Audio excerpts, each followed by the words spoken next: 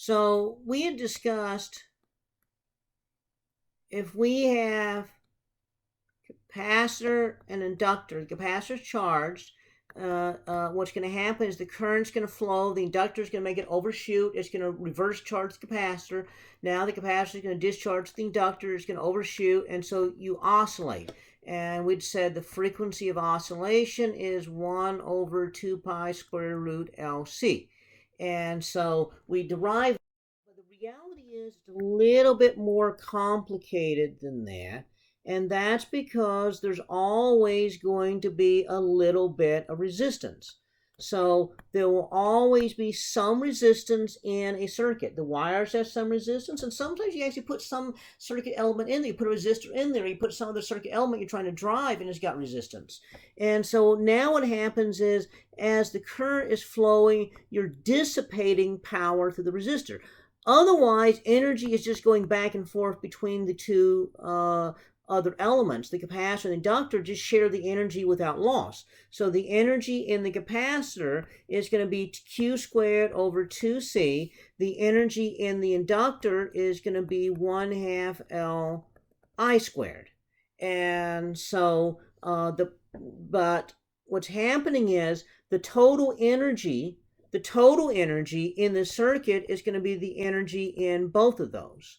But that total energy is, as it flows, the rate of change of that energy is going to be I squared R, because the power dissipated in the resistor is I squared R. We really ought to put a minus sign in there to indicate we're dissipating. It's decreasing the energy in the circuit.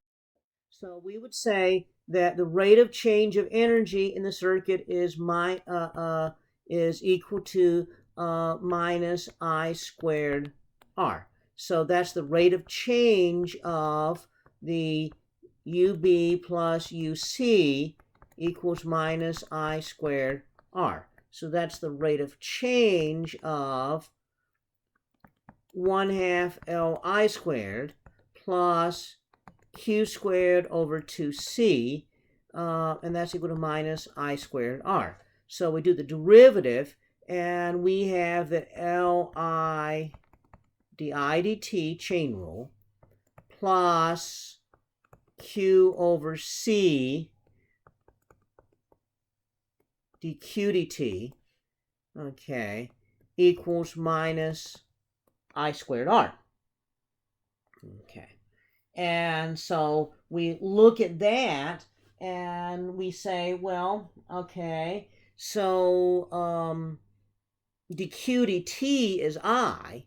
So we have Li di dt plus Q over Ci equals minus I squared R. So we can divide through by an I everywhere. So now we have L di dt plus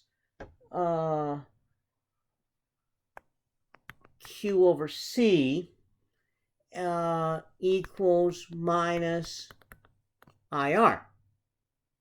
Okay.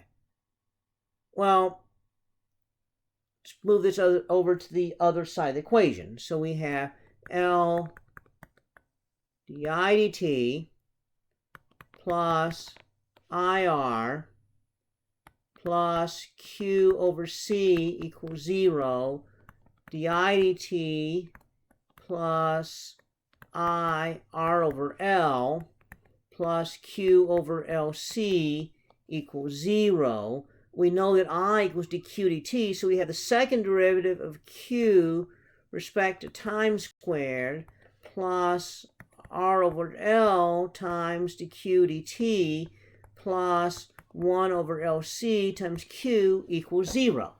And so this is a differential equation that we want to solve. And, well, again, this is like the damped harmonic oscillator. And so you can look back at the damped harmonic oscillator as to how this equation was solved. What you get is that Q, which is the charge on a capacitor, is Q naught e to the minus R over 2LT times the cosine of omega t plus some kind of phase factor, where omega is now equal to omega naught squared minus R over 2L squared. Okay. And omega naught is the 1 over square root LC that it was before. And so this is the solution to that equation. Okay, what you notice is you get several regimes here. When R is very small, then not much happens in here. So if R is not very small, then what's going to happen is that omega is going to be very close to the omega naught. So if R is very small, then this is just going to be equal to omega naught. We have a sinusoidal or cosine type function, and then as time gets bigger and bigger and bigger, because R is small, it's not much of an effect, but as time gets very big, we have decay. And so what will happen is we call this underdamped. And so an underdamped situation, what happens is that you gradually get less and less. And so your circuit oscillates, but it gradually winds down.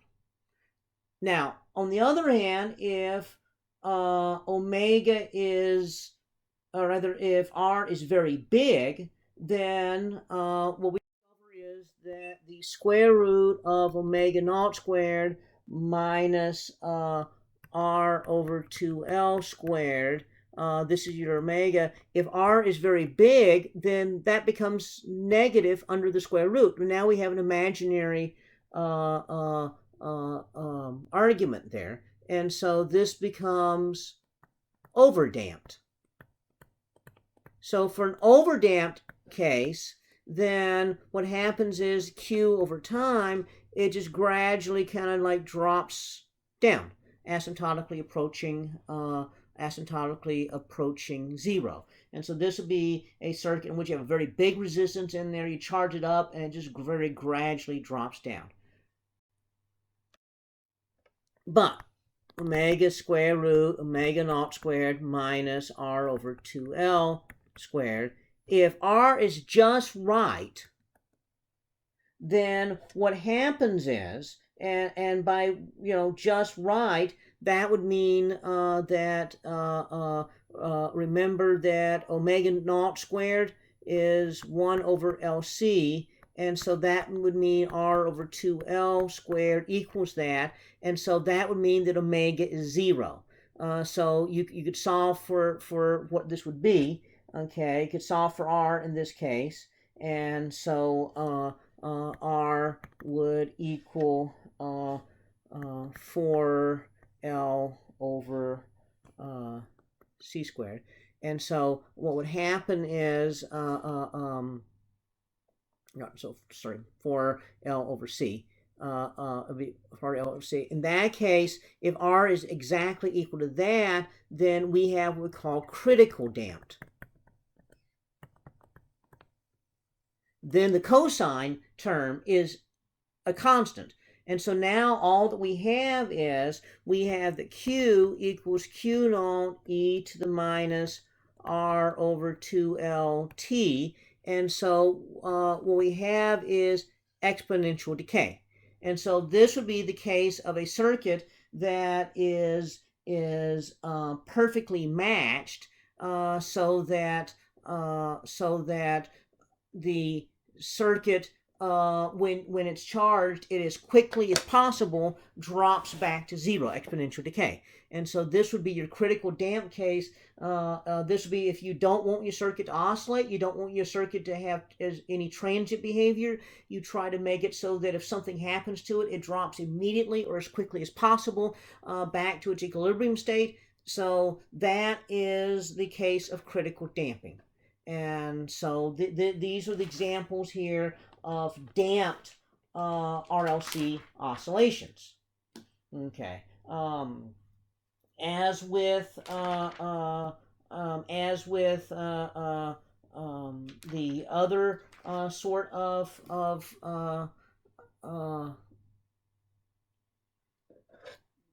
circuit, we made analogous, and just like LC circuit, made analogous observations to how that behaves in respect to harmonic oscillators. So this acts like a damped harmonic oscillator. We can also have a forced harmonic oscillator. So we can actually force oscillations in here. And so a forced oscillation would be an example of a driving factor, and then we have a resistor, we have an inductor, and we have a capacitor, and that's going to be a forced RLC oscillation. And so this is the essence of the AC circuit lab that we did in class before spring break. So, and this is what we'll be picking up with next topic.